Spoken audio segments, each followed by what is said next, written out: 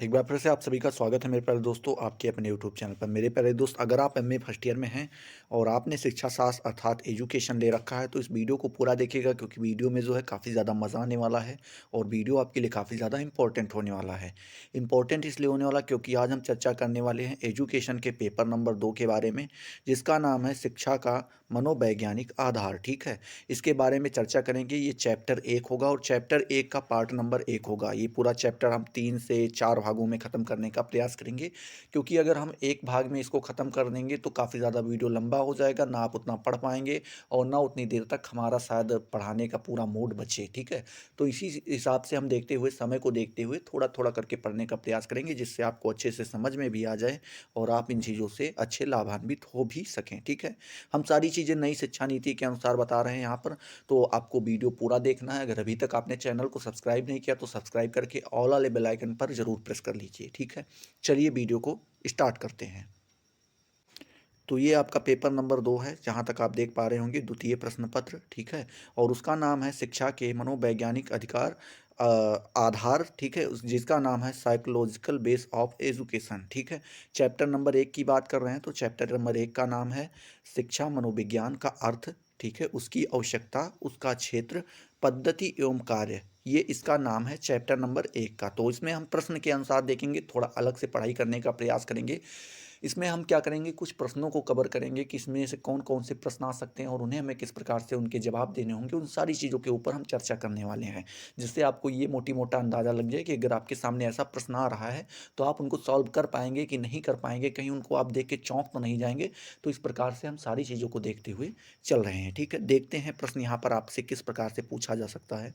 जैसे दिया है प्रश्न, यहाँ पे देख सकते हैं कि शिक्षा मनोविज्ञान से आप क्या समझते हैं। ठीक है, शिक्षा मनोविज्ञान की प्रकृति एवं उद्देश्य का क्या करना है, वर्णन करना है। ठीक है, दूसरा प्रश्न इस प्रकार से थोड़ा सा घुमा के पूछ सकता है कि शिक्षा मनोविज्ञान मनोवैज्ञानिक सिद्धांतों का शिक्षा के क्षेत्र में प्रयोग है, इसका क्या करना रहेगा, इस कथन का विवेचन करना रहेगा आपको। ठीक है, विवेचना करना रहेगा, तो आपको बिल्कुल भी घबराने की जरूरत नहीं। इन सारी चीज़ों के ऊपर हम चर्चा कर रहे हैं आगे। ठीक है, चलिए देखते हैं उत्तर आपको किस प्रकार से देना रहेगा। पहले आपको थोड़ा बहुत बेस बनाना होगा शिक्षा और मनोविज्ञान के ऊपर, दोनों पे। यहाँ पे देखते हैं, मनुष्य एक बौद्धिक प्राणी है और उसके सर्वांगीण विकास में शिक्षा की सर्वाधिक महत्वपूर्ण भूमिका होती है। मतलब कह रहे हैं कि मनुष्य क्या है, एक बौद्धिक प्राणी है। मतलब आपने देखा होगा कि संसार में कई प्रकार के जीव पाए जाते हैं, जैसे जानवर ले लीजिए, और जानवर में भी कैसे कई गाय भैंस आदर करके कुत्ता वगैरह ये सब देख सकते हैं, तो उनके पास बुद्धि नहीं होती है, वो बौद्धिक प्राणी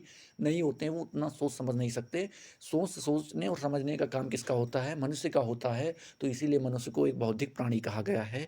और कह रहे हैं उसके सर्वांगीण विकास, मतलब उसको सभी तरफ से डेवलप करने के लिए हमें किसकी सबसे अधिक महत्वपूर्ण भूमिका निभाती है, हमारे जीवन में कौन सी ऐसी चीज़ है जो महत्वपूर्ण भूमिका निभाती है इसको इसका सर्वांगीण विकास करने के लिए, तो वो क्या है, शिक्षा है। ठीक है, आगे कह रहे हैं, और शिक्षा का मुख्य उद्देश्य भी मनुष्य का सर्वांगीण विकास करना ही होता है। मतलब कह रहे हैं शिक्षा का उद्देश्य भी हमें क्या दिखाई पड़ता है, कि मनुष्य का सर्वांगीण विकास हो सके। ठीक है, इस बौद्धिक प्राणी के सर्वांगीण विकास के लिए सबसे आवश्यक बात यह होती है कि हमें उनके अनुभव तथा व्यवहार के संबंध में वास्तविक जानकारी हो। ठीक है, क्या कह रहा है कि जो ये बौद्धिक प्राणी है, इसके सर्वांगीण विकास के लिए हमें सबसे आवश्यक बात यह ध्यान रखनी होती है कि हमें उसके अनुभव, जो उसका अनुभव होता है, मतलब अनुभव का मतलब आप समझ रहे होंगे, जब आप कोई चीज़ करते हैं, मान लीजिए आपने पहले आग को देखा, आपको आग को देखकर कुछ भी समझ में नहीं आया। ठीक है, फिर आपने उस आग को पकड़ने की कोशिश की तो आप वहाँ पे जल गए, तो आपको क्या पता चला कि इस आग को छुएंगे तो हमें क्या हो जाएगी,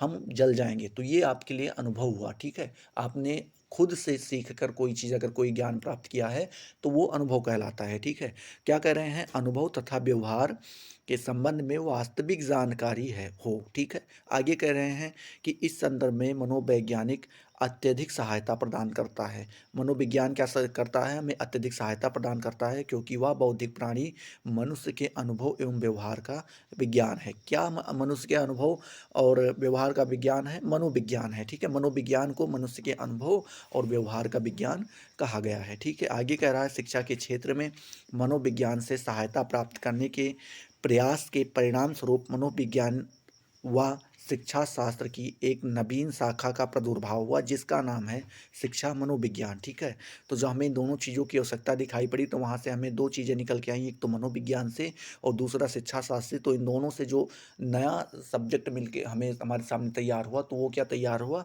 शिक्षा मनोविज्ञान। ठीक है, जिसमें शिक्षा भी निहित है और मनोविज्ञान भी निहित है। मतलब शिक्षा दी जाएगी तो मनोवैज्ञानिक तरीके से दी जाएगी। शिक्षा मनोविज्ञान मनोविज्ञान का एक व्यवहारिक शाखा है। किसकी शाखा है, तो मनोविज्ञान की क्या है, एक व्यवहारिक शाखा है, क्योंकि यह शिक्षा के क्षेत्र में मनोवैज्ञानिक नियमों एवं सिद्धांतों का प्रयोग करने में सहायक होता है। इसी प्रकार शिक्षा मनोविज्ञान शिक्षा शास्त्र को भी एक महत्वपूर्ण शाखा है।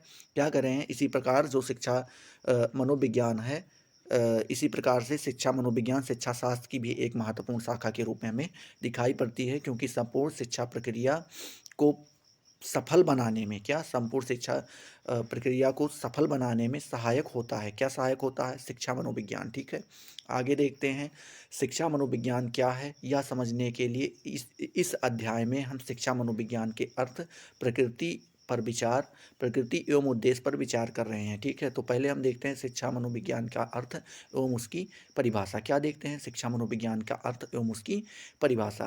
पहला हम देख लेते हैं शिक्षा मनोविज्ञान का अर्थ क्या है, शाब्दिक अर्थ देखेंगे। ठीक है, इसमें देखते हैं शिक्षा मनोविज्ञान दो शब्दों के योग से बना है। पहला तो शिक्षा जिसका मतलब होता है एजुकेशन, दूसरा मनोविज्ञान जिसका मतलब होता है साइकोलॉजी। ठीक है, अतः इसका शाब्दिक अर्थ है शिक्षा संबंधित मनोविज्ञान। अगर इसका हम शाब्दिक अर्थ देखें तो क्या हमें समझ में आता है, शिक्षा संबंधित मनोविज्ञान। ये किसका अर्थ होता है, शिक्षा मनोविज्ञान का।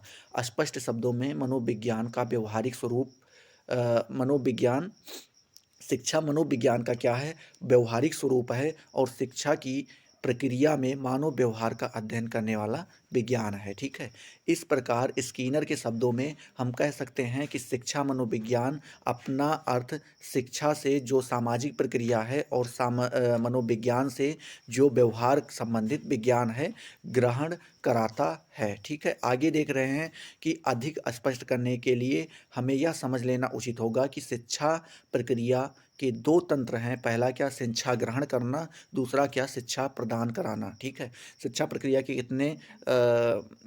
कितने तंत्र हैं, तो दो तंत्र है। पहला क्या है, शिक्षा ग्रहण करना, जो शिक्षा ग्रहण करते हैं, और दूसरा क्या है, शिक्षा प्रदान कराना, जो शिक्षा प्रदान कराते हैं। अगर इसको हम सरल भाषा में समझना चाहें तो समझ सकते हैं, आप शिक्षा ग्रहण कर रहे हैं तो आप शिक्षा के एक तंत्र हैं, और हम शिक्षा प्रदान करवा रहे हैं तो हम आपके क्या हैं, शिक्षा के दूसरे तंत्र के रूप में दिखाई पड़ रहे हैं। आगे क्या कह रहा है, शिक्षा प्रक्रिया ग्रहण शिक्षार्थी करते हैं। जो शिक्षा प्रक्रिया ग्रहण करते हैं उनको क्या कहते हैं, शिक्षार्थी करते हैं, और जो शिक्षा प्रदान कराते हैं उनको हम क्या कहते हैं, शिक्षक कहते हैं। अतः हम यह कह सकते हैं कि शिक्षा मनोविज्ञान वह विज्ञान है जो शिक्षार्थी की शिक्षा ग्रहण करने की प्रक्रिया, क्या शिक्षार्थी की शिक्षा ग्रहण करने की प्रक्रिया एवं शिक्षक के शिक्षा देने की प्रक्रिया का मनोविज्ञान के रूप में अध्ययन कराता है। ठीक है, क्या शिक्षा की जो शिक्षार्थी के ग्रहण करने की प्रक्रिया होती है और शिक्षक के शिक्षा देने की जो प्रक्रिया होती है, दोनों का क्या करता है, मनोवैज्ञानिक रूप से अध्ययन कराता है। ठीक है, हमें यह बात और समझ लेनी चाहिए कि शिक्षा प्रक्रिया का अध्ययन केवल शिक्षा संबंधित वातावरण में ही संभव हो सकता है, और मनोविज्ञान व्यवहार का विज्ञान है। ठीक है, जो शिक्षा संबंधित बातें होती हैं वो शिक्षा प्रक्रिया है, उसका अध्ययन हमें केवल शिक्षा संबंधित वातावरण में ही संभव हो पाता है। और मनोविज्ञान क्या है, ये यह तो एक व्यवहार का विज्ञान है। इस दृष्टिकोण से हम यह कह सकते हैं शिक्षा मनोविज्ञान वह विधायक विज्ञान है, क्या वह विधायक विज्ञान है जो कि शिक्षा प्रक्रिया को सफल बनाने के लिए प्राणी तथा व्यक्ति का अध्ययन संबंधित वातावरण से करता है। ठीक है, मतलब कह रहा है कि जो शिक्षा प्रक्रिया जो होती है उसको सफल बनाने के लिए क्या करता है, प्राणी जो होता है, जो शिक्षा को ग्रहण करता है, या व्यक्ति जो शिक्षा को ग्रहण करता है, अध्ययन करता है, शिक्षा संबंधित वातावरण का क्या करता है, उसी वातावरण का ये अध्ययन करता है। ठीक है, दूसरा हम देख लेते हैं शिक्षा मनोविज्ञान की परिभाषा। शिक्षा मनोविज्ञान की परिभाषा किन-किन वैज्ञानिकों ने किस प्रकार से दी है, उसको भी हम देख लेते हैं, क्योंकि यहाँ से प्रश्न अक्सर करके पूछ लेता है कि या एक कथन दे देगा कि बताओ शिक्षा मनोविज्ञान वह विज्ञान है जो शैक्षणिक परिस्थितियों में मनोवैज्ञानिक रूप से अध्ययन करता है, यह किसका कथन है? ये एक शब्द में आपसे पूछ सकता है, ठीक है? तो जैसा कि यहाँ पे पहले वैज्ञानिक आपके आ जाते हैं प्रोफेसर ट्रो। इन्होंने क्या है कि शिक्षा मनोविज्ञान वह विज्ञान है जो शैक्षणिक परिस्थितियों का मनोवैज्ञानिक रूप से अध्ययन कराता है, ठीक है। दूसरे आपके आ जाते हैं स्कीनर महोदय। इन्होंने क्या कहा है कि शिक्षा मनोविज्ञान मानवीय व्यवहारों का शैक्षणिक परिस्थितियों में अध्ययन करता है। मतलब कह रहे हैं जो शिक्षा मनोविज्ञान है, ये जो मानवीय व्यवहार है, जब वो शिक्षा ग्रहण कर रहा होता है तो उस समय क्या करता है, अध्ययन करके हमें उसके बारे में जानकारी देता है। शिक्षा मनोविज्ञान का संबंध मानवीय व्यवहार या व्यक्तित्व के अध्ययन से है तथा उत्थान, विकास और निर्देश शिक्षा की सामाजिक प्रक्रिया के द्वारा होता है, ठीक है। तीसरे आपके वैज्ञानिक आ जाते हैं क्रो एंड क्रो महोदय ने कहा है कि शिक्षा मनोविज्ञान व्यक्ति के जन्म से वृद्धा तक सीखने के अनुभव का वर्णन एवं व्याख्या करता है। शिक्षा मनोविज्ञान क्या करता है, व्यक्ति जब पैदा होता है वहाँ से लेकर के और वृद्धावस्था तक जो सीखने का अनुभव होता है उसी का क्या करता है, वर्णन करता है। कौन करता है, तो शिक्षा मनोविज्ञान करता है, ठीक है। आगे देखते हैं, यदि शिक्षा मनोविज्ञान के उपयुक्त वर्णित अर्थ एवं परिभाषा का विश्लेषण किया जाए तो हमें उसके कुछ प्रमुख तथ्यों का पता चलता है। श्री स्कीनर के अधोलेखित तथ्य की ओर संकेत किया है। मतलब कह रहे हैं इन सारे अर्थ को देखकर, इन सारी परिभाषाओं को देखकर स्कीनर ने कुछ पॉइंट यहाँ पे बताया है, उसको हम यहाँ पे देखते हैं, ठीक है। क्या बताया है उन्होंने कि शिक्षा मनोविज्ञान का केंद्र बिंदु मानव व्यवहार है। मतलब जो शिक्षा मनोविज्ञान का केंद्र बिंदु है, जो सेंटर पॉइंट है, वो क्या है, मानव व्यवहार है। शिक्षा मनोविज्ञान मानव के व्यवहार का अध्ययन करता है, ठीक है। दूसरा यहाँ पे इन्होंने बताया है शिक्षा मनोविज्ञान खोज एवं निरीक्षण से प्राप्त किए गए तथ्यों का संग्रह है। मतलब कह रहे हैं जो शिक्षा मनोविज्ञान है, जब आप कहीं पे किसी चीज़ का खोज करते हैं और उसका निरीक्षण करते हैं, उससे जो हमें डाटा प्राप्त होता है उसी का संग्रह क्या कहलाता है, शिक्षा मनोविज्ञान कहलाता है। तीसरा पॉइंट उन्होंने दिया है कि शिक्षा मनोविज्ञान में संग्रहित ज्ञान को सिद्धांत के रूप में प्रदान किया जाता है। मतलब कह रहे हैं जो शिक्षा मनोविज्ञान है उसमें जो संग्रहित ज्ञान है उसको हम किसके रूप में प्रदान करते हैं, तो सिद्धांतों के रूप में आप हमारे सामने उसको रखा जाता है। चौथा नंबर पॉइंट उन्होंने कहा है कि शिक्षा मनोविज्ञान ने शिक्षा की समस्याओं के समाधान हेतु अपनी स्वयं की पद्धतियों यानी मेथड का प्रतिपादन किया है, ठीक है। पांचवा नंबर कह रहे हैं कि शिक्षा मनोविज्ञान के सिद्धांत एवं पद्धतियां शैक्षिक सिद्धांत एवं प्रयोग के के आधार प्रदान कराते हैं। मतलब कह रहे हैं जो शिक्षा मनोविज्ञान के सिद्धांत हैं, जो उसकी पद्धतियां हैं, ये शैक्षिक सिद्धांत एवं प्रयोगों को आधार प्राप्त कराते हैं, उसको एक बेस दिलवाते हैं, ठीक है। आगे देखते हैं, आगे देखते हैं शिक्षा मनोविज्ञान की प्रकृति। क्या शिक्षा मनोविज्ञान की प्रकृति, शिक्षा मनोविज्ञान एक विज्ञान है। पहले हम देख लेते हैं शिक्षा मनोविज्ञान की प्रकृति क्या है और शिक्षा मनोविज्ञान एक विज्ञान है, या भी हम यहाँ पे देखने का प्रयास करेंगे, ठीक है। देखते हैं, एक मिनट। हाँ, कोई भी विषय या शास्त्र विज्ञान तभी कहा जाता है जबकि उसके अंतर्गत वैज्ञानिक पद्धतियों के द्वारा ज्ञान प्राप्त किया जाता है। मतलब कह रहे हैं किसी शास्त्र को आप विज्ञान तभी कह सकते हैं जब वहाँ पर जो कुछ भी दिया गया है वो किस पे दिया गया है, वो वैज्ञानिक पद्धतियों पे वो पूरा शास्त्र आधारित है, तभी हम उसको विज्ञान कहेंगे। शिक्षा विशेषज्ञों का विचार है कि शिक्षा मनोविज्ञान अपनी विभिन्न खोजों के लिए वैज्ञानिक पद्धतियों का क्या करता है, प्रयोग करता है। जो शिक्षा मनोविज्ञान है, जो शिक्षा विशेषज्ञ हैं, उन्होंने क्या कहा है, उन्होंने कहा है कि जो शिक्षा मनोविज्ञान है अपनी खोज के लिए वैज्ञानिक पद्धतियों का प्रयोग करता है। उनसे जो निष्कर्ष प्राप्त होते हैं उसके आधार पर शिक्षा की समस्याओं का समाधान करता है। कहता है कि जब वैज्ञानिक पद्धतियों से उसका प्रयोग खोज करता है, ठीक है, तो जब उससे वो खोज निकालता है फिर उसके बाद उसका निष्कर्ष निकालता है, ठीक है। क्या उससे जो निष्कर्ष प्राप्त होता है उससे क्या करता है, उसके आधार पर जो शिक्षा की समस्याएं होती हैं उनका समाधान ढूंढता है और साथ ही छात्रों की उपलब्धियों के संबंध में भविष्यवाणी करता है। मतलब छात्र को देखकर बताता है ये किस नंबर पे जाएगा, कितना पढ़ेगा, कितना आगे जाएगा, ठीक है। जिस प्रकार एक वैज्ञानिक विभिन्न तथ्यों का निरीक्षण एवं परीक्षण कर उसके संबंध में निष्कर्ष निकालकर सामान्य नियम प्रतिपादित करता है, उसी प्रकार शिक्षक कक्षा की किसी समस्या का अध्ययन एवं विश्लेषण कर उसका हल करने का उपाय निश्चित करता है। इसी प्रकार वैज्ञानिक पद्धति का प्रयोग करने के कारण शिक्षा मनोविज्ञान की वैज्ञानिक प्रकृति मानी जाती है। इस संदर्भ में दो विद्वानों ने अधोलोकित कथन उल्लेखनीय है, मतलब दो वैज्ञानिक मनोवैज्ञानिक हैं जिनका विद्वान हैं, जिनका क्या कथन अधोलोकित है, जिनको हम यहाँ पे देख सकते हैं।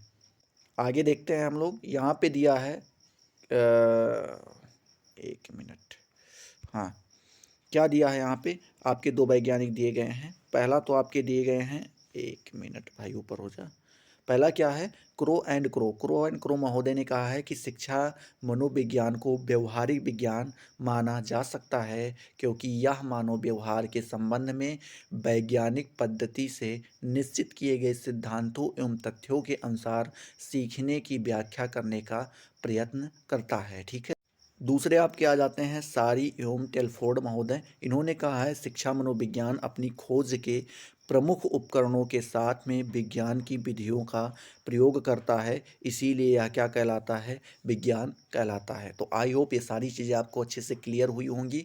क्योंकि वीडियो ज़्यादा लंबा नहीं हो इसलिए हमने इस वीडियो को यहीं पे रोक दिया है। अभी इसका एक पार्ट और आएगा, तभी ये आपका पूरा प्रश्न समाप्त होगा। तो यहाँ से आपके जितने भी लघु उत्तरीय, अति लघु उत्तरीय और दीर्घ उत्तरीय प्रश्न जो भी बन सकते थे उनका जवाब अच्छे से दे पाएंगे आप। अगर वीडियो ना समझ में आया हो तो वीडियो को एक बार फिर देखिए, आपको अच्छे से समझ में आ जाएगा। ठीक है। तो वीडियो अगर पसंद आया तो फटाफट वीडियो को लाइक करो, अपने दोस्तों के साथ शेयर करो। अगर अभी तक चैनल को सब्सक्राइब नहीं किया तो सब्सक्राइब करके ऑल वाले बेल आइकन को जरूर प्रेस कर दो। तो चलिए अगले वीडियो में मिलते हैं नए जोश नए टॉपिक के साथ। तब तक के लिए जय हिंद, जय भारत।